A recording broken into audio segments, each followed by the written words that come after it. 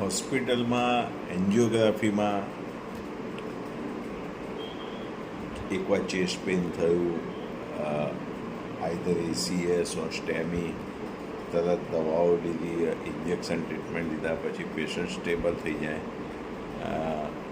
બીપીની દવા, હાર્ટ રેટની દવા, vasodilators, antiplatelet દવાઓ, statins, anticoagulants for ACS and for STEMI, thrombolytic fibrin specific દવાઓથી patient stable થઈ જતા હોય છે.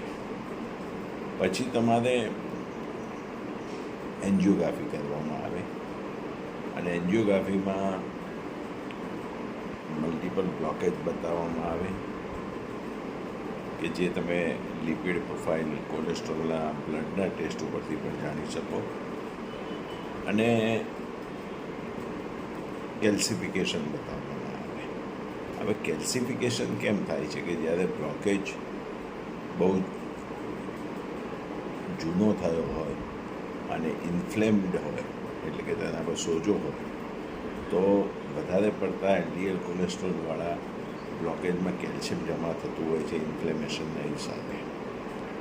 હવે જેટલો બ્લોકેજ મોટો તેટલો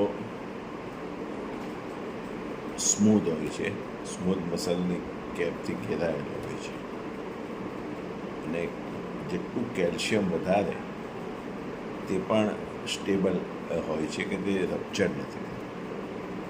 પરંતુ નાના નાના માઇક્રો પાર્ટિકલ્સ ઓફ કેલ્શિયમ અથવા નાના તેલની ડ્રોપ જેટલા બ્લોકેજ જે એન્જિયોગ્રાફીમાં દેખાય પણ નહીં, તે ઇન્ફ્લેમેશનના હિસાબે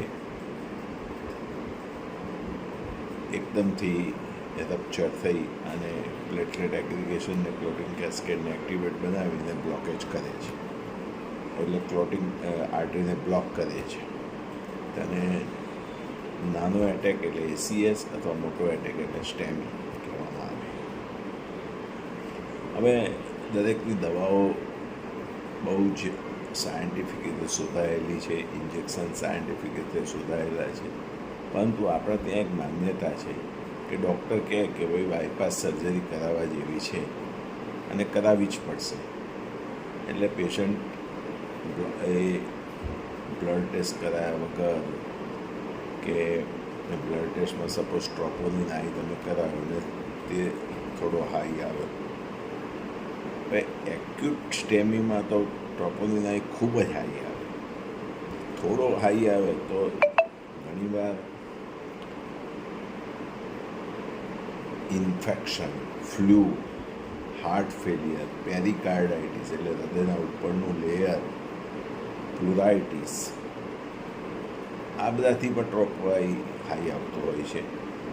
એટલે ટ્રોપોઆઈ એની નોર્મલ વેલ્યુઝ કરતાં થોડો હાઈ આવે તો તરત જ ગભરાઈ જવાની જરૂર નથી હોતી. પેશન્ટના વાઇટલ્સ એટલે બીપી, પલ્સ અને પેશન્ટની કન્ડિશન અને ઓક્સિજન સેચ્યુરેશન નોર્મલ હોય તો ઇન્ટેન્સિવ મેડિકલ ટ્રીટમેન્ટ કે જે આજકાલ સાયન્ટિફિક નવી દવાઓ શોધાઈ છે અને જે ઘણા ટ્રાયલો, સ્ટેરોઇડ, સેટન, ઇસ્કેમિયા ટ્રાયલ, કરેજ ટ્રાયલ, એ બધામાં પુરવાર થયું છે medical treatment is better than standard surgery in stable scenario. પરંતુ કેલ્સિફિકેશન જોયા પછી પેશન્ટ પેનિક થઈ જાય અથવા મલ્ટિપલ બ્લોકેજ જોયા પછી પેશન્ટ પેનિક થઈ જાય. પરંતુ એમાં તમારે કંઈ જ નથી કરવાનું. ડાયટમાં સેચ્યુરેટેડ ફેટવાળી વસ્તુ બંધ કરી દેવાની, એટલે કે મિલ્ક પ્રોડક્ટ્સ બંધ કરી દેવાની. ગાયનું દૂધ 200 ml જેટલું લઈ શકાય, મલાઈ કાઢીને. બાકી એનિમલ પ્રોડક્ટ્સ, નોનવેજ બંધ કરી દેવાનું. તેમજ તળેલી વસ્તુઓ સદંતર બંધ કરી દેવાની અને મીઠાઈ, ખાંડવાળી વસ્તુ બંધ કરી દેવાની. અને પેકિંગવાળી કે જેમાં પામ ઓઇલ વપરાય છે અને હાઈ પ્રમાણમાં સોડિયમ હોય છે, તે નળીઓમાં સોજો લાવે, તે બંધ કરવાની. અને બેકરી પ્રોડક્ટ્સ કે જે પામ ઓઇલ તેમાં ભરપૂર માત્રામાં વપરાય છે, તેમજ પંજાબી ફૂડ્સ હોટલોમાં જે મળતું હોય છે તેની ગ્રેવીમાં પણ પામ ઓઇલ વપરાય છે, મેગીમાં અલગ અલગ જાતનું મેટલ્સ નાખવામાં આવે છે, લીડ ને વગેરે ટોક્સિક મેટલ્સ નાખવામાં આવે છે. એટલે everything is contaminated mostly outside. તમે ઘરે બનાવીને ખાઈ શકો, દેટ ઇઝ બેસ્ટ. પણ તમારે કેલ્શિયમ અથવા મલ્ટિપલ બ્લોકેજ બતાવે અને રિવર્સ કરવા હોય તો ઇન્ટેન્સિવ મેડિકલ ટ્રીટમેન્ટ લેવાની અને ખોરાકમાં સંપૂર્ણ પરેજી પાડવાની. જેમ કે સવારે તમે આલ્કલાઇન ડાયટ લો. આલ્કલાઇન ડાયટમાં શું લેવું તે અમે તમને ગાઈડ કરીએ કે ભાઈ લીલા શાકભાજીવાળો ખોરાક લો, રો ફોર્મ. પછી તમે લંચ પહેલાં અને લંચ પછી શું ખાવું, તો ઘઉંનો ઉપયોગ ઓછો કરી દો. મલ્ટીગ્રેન આટાની રોટી ખાઓ, પૂરી રોટી ખાઓ, પૂરા પરાઠા ખાઓ, અને દાળ અને શાકના વઘાર પૂરતું તમે રિફાઇન્ડ ઓઇલ વગરનું ફિલ્ટર્ડ ઓઇલ કોઈ પણ ચાલે, અથવા કોલ્ડ પ્રેસ ઓઇલ ચાલે કે જે સેચ્યુરેટેડ ના હોય તેવા ઓઇલમાંથી તમે 1 ચમચી કે 2 ચમચી નાખીને વઘાર કરીને તમે ખાઈ શકો. લીલા શાકભાજી સવારે ખાવા જરૂરી છે.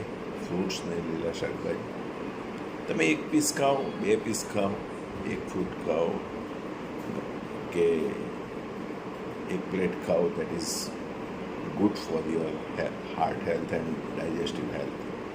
પછી તમે રાંધેલું ખાઈ શકો છો.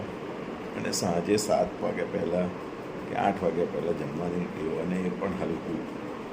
અને ડાયાબિટીક પીપલે ઘઉં અને ભાત સાથે ના લેવા. સવારે ઘઉં ખાતા હોય, મલ્ટીગ્રેન આટાની રોટી, તો સાંજે તમે ભાત લઈ શકો. પ્લસ બ્લોકેજને રિવર્સ કરવા માટે ઇન્ટેન્સિવ મેડિકલ ટ્રીટમેન્ટ અને રો ફૂડવાળો diet, plant base vegetarian diet ખૂબ જ ઇમ્પોર્ટન્ટ છે. સાથે સાથે સાબુત અનાજ, હોલસમ ગ્રેન, પ્લસ જે આપણને બીન્સ, લેન્ટિલ્સ વગેરે જે છે તેમાંથી જે દાળ બને છે, કઠોળ બને છે, તે તમે ખાઈ શકો. એક્સેપ્ટ કિડનીવાળા પેશન્ટ્સમાં જો ક્રિએટિનિન હાઈ હોય તો કંદમૂળ અને પ્રોટીન થોડું ઓછું લેવું જોઈએ. બાકી તમે normally it is a good for heart. તેમજ તમે આફ્ટરનૂનમાં ભૂખ લાગે તો હેન્ડફુલ ઓફ ડ્રાય ફ્રૂટ્સ લઈ શકો છો. અને ઓમેગા 3 ફેટી એસિડવાળા ડ્રાય ફ્રૂટ્સમાં 2 પીસ અખરોટના લઈ શકો. રાતે પલાળેલી બદામ સવારે લઈ શકો. તેમજ ગાર્લિકનો ઉપયોગ ખોરાકમાં કરી શકો. શાક દાળમાં ઓનિયનનો ઉપયોગ કરી શકો. That is very good as a antiplatelet. પણ દવા, ખોરાક વગેરેથી તમે તમારું LDL કોલેસ્ટ્રોલ એકદમ લો લેવલે લઈ જાઓ. ટોટલ કોલેસ્ટ્રોલ 140 નીચે રાખો અને ટ્રાયગ્લિસરાઇડ તમે 100થી નીચે રાખો તો તમને, અને HSCRP તમે 1થી નીચે રાખો તો તમને હાર્ટ એટેકની શક્યતા બિલકુલ નહીવત. એ મીન્સ તમે હાર્ટ એટેક પ્રૂફ થઈ જશો. હા, જેને જીનેટિક હિસ્ટ્રી છે તેણે લાઇપોપ્રોટીન સ્મોલ એનો ટેસ્ટ કરાવવો જોઈએ, એપોલાઇપોપ્રોટીન બીનો ટેસ્ટ કરાવવો જોઈએ. અને જો તે પોઝિટિવ આવે તો ઘણી નવી દવાઓ શોધાઈ છે. આમ તો statin itself is helpful in this controlling, પણ ઘણી નવી દવાઓ, એઝેટિમાઇડ, નાયાસિન, પછી હમણાં બીજી 2-3 દવાઓ અને ક્લિનિકલ ટ્રાયલ થઈ રહ્યા છે લાઇપોપ્રોટીનને કંટ્રોલ કરવા માટેના. પણ તમે ડાયટમાં ચેન્જીસ કરી દો, એકદમ પ્લાન્ટ બેઝ વેજીટેરિયન ડાયટ અને anti inflammatory diet, outside food ખાવાનું છોડી દો, અને પ્રોપર BP કંટ્રોલમાં રાખો, ડાયાબિટીસ કંટ્રોલમાં રાખો, સ્ટ્રેસને કંટ્રોલમાં રાખો, અને દવાઓ પ્રોપર માત્રામાં લો, તો તમારે કોઈ જ જાતના બ્લોકેજથી ડરવાની જરૂર નથી. હા, તમારો HSCRPનો ટેસ્ટ તમારે દર 2 મહિને કરાવતા રહેવાનું. હાર્ટ એટેક આવ્યો હોય તો એવા 1 વર્ષ સુધી, અને પછી દર વર્ષે એકવાર કરાવવાનું. HSCRP is international acclaim test. High sensitivity C reactive protein અથવા ultra high sensitivity C reactive protein, એ ટેસ્ટ બહુ ઇમ્પોર્ટન્ટ છે. પછી તમે એકવાર ઇકો કરાવી લો, તમારું ઇમ્યુન પમ્પિંગ ઓછું હોય અથવા વધારે હોય, પણ જો તમે મલ્ટિપલ બ્લોકેજ બતાવ્યા હોય અને તમને ઇન્વેશનમાં તો ઘણી પ્રોસેસ છે કે જેમને સ્ટેન્ટ નાખો એટલે સ્ટેન્ટ ભરાતા હોય છે. આજે નહીં તો વહેલા મોડા 6 મહિનામાં 12 મહિનામાં ભરાઈ જતા હોય છે. ઘણા લોકોને ઇન્સ્ટન્ટ સ્ટીનોસિસ થઈ જતું હોય છે, ઘણા લોકોને તરત ભરાઈ જતા હોય છે. બેર મેટલ સ્ટેન્ટ જે આયુષ્યમાન યોજનામાં વપરાય છે તે. એટલે ડિપેન્ડ્સ. બીજું ઇન્ટ્રાવાસ્ક્યુલર લિથોટ્રિપ્સી, કે જે કેલ્શિયમને દૂર કરવા માટેના લેઝર નાખે છે, એને ઇન્ટ્રાવાસ્ક્યુલર લિથોટ્રિપ્સી એ અલગ ટ્રીટમેન્ટ છે. અને ESMR એક નોન સર્જિકલ ટ્રીટમેન્ટ જેને FDA અપ્રુવલ નથી આપી, ESMR ટ્રીટમેન્ટ, એ અલગ ટ્રીટમેન્ટ છે. ઇન્ટ્રાવાસ્ક્યુલર લિથોટ્રિપ્સી હોસ્પિટલોમાં થાય, પણ એમાં પણ લેઝરના કિરણોથી એન્ડોથેલિયલ સેલ ડેમેજ થાય છે અને કેલ્શિયમ બ્રેક થાય. પણ બ્રેક થયા પછી તે આર્ટિરિયલ સિસ્ટમ ક્લોઝ સર્કિટ સિસ્ટમ છે, ગમે ત્યાં તે ડમ્પિંગ થવાનું, ગમે ત્યાં તે ભેગું થવાનું. સ્ટેન્ટમાં એવું જ છે, બ્લોકેજને તમે 50% 70% ખોલી શકો, પણ એ ગમે ત્યાં ડમ્પિંગ બીજી જગ્યાએ થવાનું, તો એ સ્ટ્રોક કરે કે કિડની પ્રોબ્લેમ કરે કે ફરી હાર્ટ એટેક બીજી નળીમાં બ્લોકેજ કરે. એટલે the best approach is diet, intensive medical treatment and ECP treatment, that is US FDA treatment to treat heart failure, angina, cardiogenic shock, heart attack, and to develop natural bypass without bypass surgery and to avoid stents. The ECP treatment ટ્રેન પ્રોટોકોલથી લેવી જરૂરી છે. અત્યારે 50,000-50,000માં ECP treatment અમુક લોકો આપે છે, પરંતુ તે લોકોને કોઈ એનું નોલેજ જ ના હોઈ શકે. પ્રોપર નોલેજવાળો ડૉક્ટર કદી ચણા મમરાની જેમ ટ્રીટમેન્ટ ના આપે. ખાલી એક આપવા ખાતર આ ટ્રીટમેન્ટ તમે લઈ લીધી એટલે પ્લેસેબો ઇફેક્ટ તમને મળી ગયો, પણ જે પ્રોપર એની જે ઇફેક્ટ થવી જોઈએ તે તમને ન થાય. ECP ટ્રીટમેન્ટ ડાયલેટેડ કાર્ડિયોમાયોપેથી, ઇસ્કેમિક અથવા જીનેટિકમાં, તેમજ હાર્ટ એટેક પછી હાર્ટ વીક થયું હોય તેમાં, તેમજ નેચરલ બાયપાસ કરવામાં, stroke ઇસ્કેમિક સ્ટ્રોકથી ટ્રીટમેન્ટમાં, cardiogenic શોકમાં, heart એટેકમાં, stable એન્જાઇનામાં approve થયેલી ટ્રીટમેન્ટ છે, અને લો વાઇટાલિટીમાં પણ એપ્રુવ થયેલી ટ્રીટમેન્ટ છે, અને કિડની ફંક્શનને પણ તે ઇમ્પ્રૂવ કરે છે. ડાયાબિટિક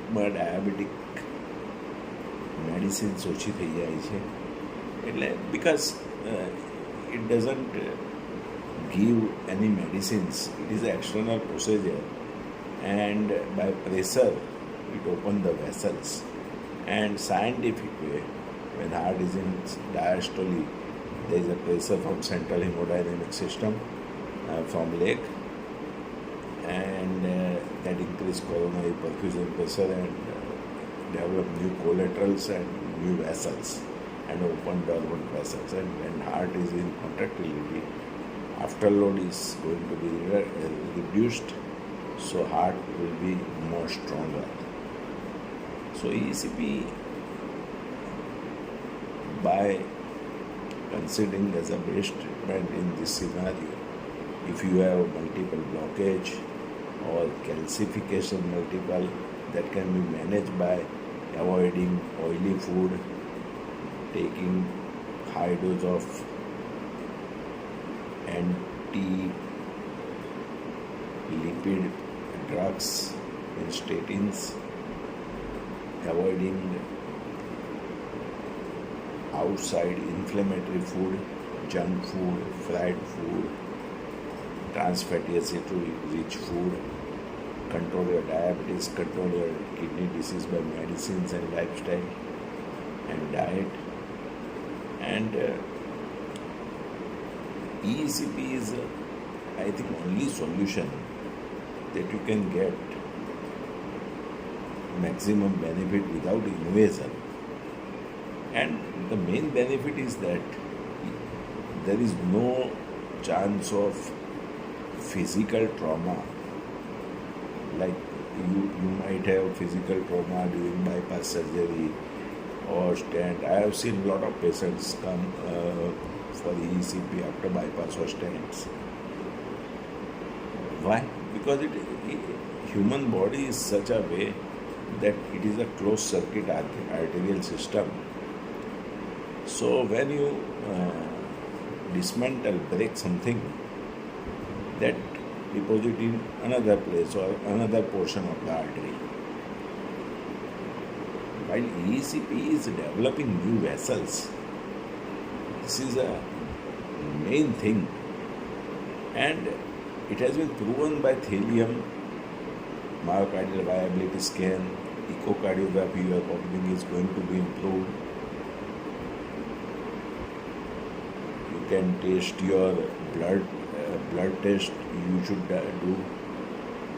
The main concept is that either you have multiple blockage or calcification, your LDL below 50, total cholesterol below 140, and triglyceride below 100, and HSCRP below 1. And to remove calcium, check vitamin D3. If it is low, take vitamin D3 weekly once, 60,000 unit tablet till it is in a normal range. Take vitamin M7K2, that is to remove calcium from the arteries without any hazardous invasive process, and take chelation treatment. The trials TACT 1 of $31 million US by government medical agencies, and it has proven that it is a safe in a class list and it reduces heart attack and death by 50%. So take proper treatment a proper way and non-surgical. Thank you.